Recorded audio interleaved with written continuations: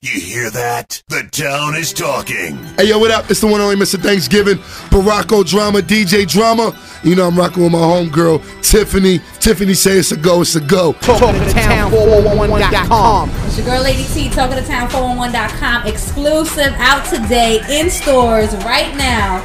Quality Street Music, 4th album. We got the kid DJ Drama on the line. I mean, you got a lot of superstars on there, homie. As always, you know, how's it feeling? It's good, man. You know, they're all great talents. You know, most of them I've worked with before on various projects, including mixtapes, and you know, I try to really bring them something of quality.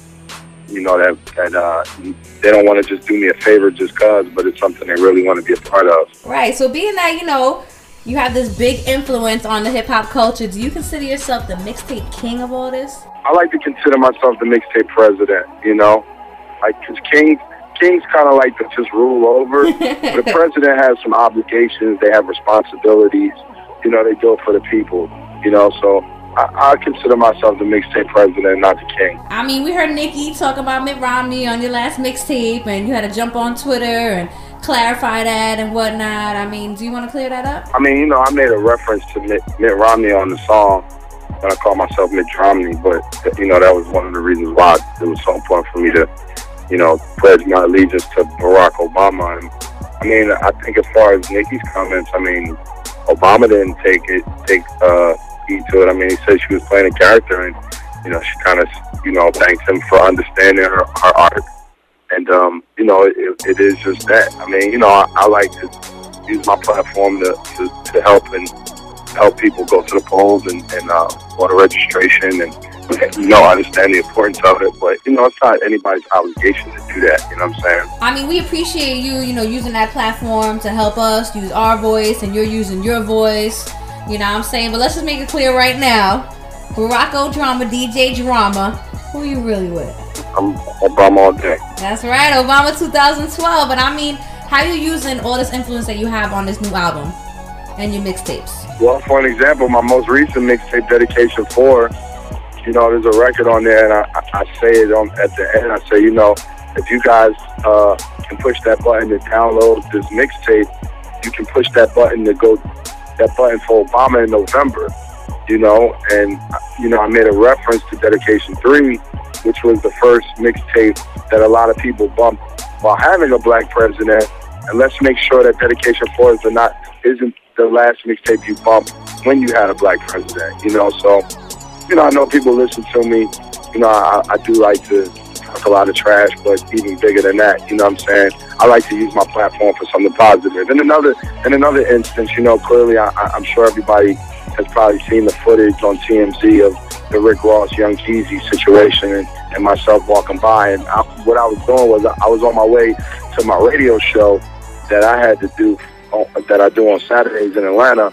And, you know, even though I really didn't even want to talk about it, people around me say, you know, Drum, you kind of, you know, you have that obligation. You got to speak on it. You know, you're a public figure. Those are public figures, and you know that's what this platform is for. And you know, I just use that time to kind of put the rumors to rest, and you know, basically explain what I saw from my perspective, but not add any hoopla or any rumors or any, you know, extra stuff to it. Yeah, man. I mean, we've been following all that, and definitely appreciate you taking the time to let us know like what really went down over there, like your eyes, you being right there.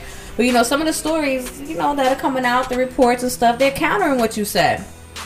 You said you didn't hear any shots fired. There's reports saying there was shots fired. 50 Cent was in fighting with Diddy, gunplay. What were your experiences that night? Like, you know, how do you feel about all this drama? No pun intended, like, between the hip-hop artists that we still got going on. I mean, you know, really all I can really speak on is that, you know, I attended the show. It was a great show. It was great performances. You know what I'm saying? When it comes on television, none of these situations that we're talking about are gonna make the light of day, you know. And one thing people keep overlooking is that Fat Joe and 50 Cent laid the rest of beef that was, you know, eight years old and so forth, in respect to Chris Lighty. And you know, they did a great Chris Lighty that, you know what I'm saying, the media over the positive, and it's unfair. You know, it's unfair. I mean, nobody was severely injured.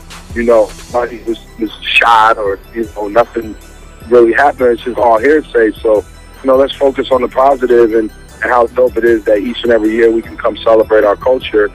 You know what I mean? And things happen. You know, we're grown men with issues and egos and money. And, you know, people like to say all the time, it's so silly that people fight and da-da-da. But, you know, what do you expect when you get people in one self-contained room that don't necessarily get along?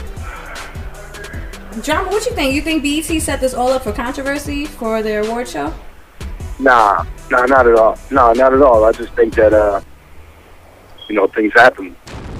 Hey, yo, what up? This morning, it's Thanksgiving DJ Drama. You know, I represent that quality street music. And you're logged in to Talk of the Town, 411.com. Holla at me.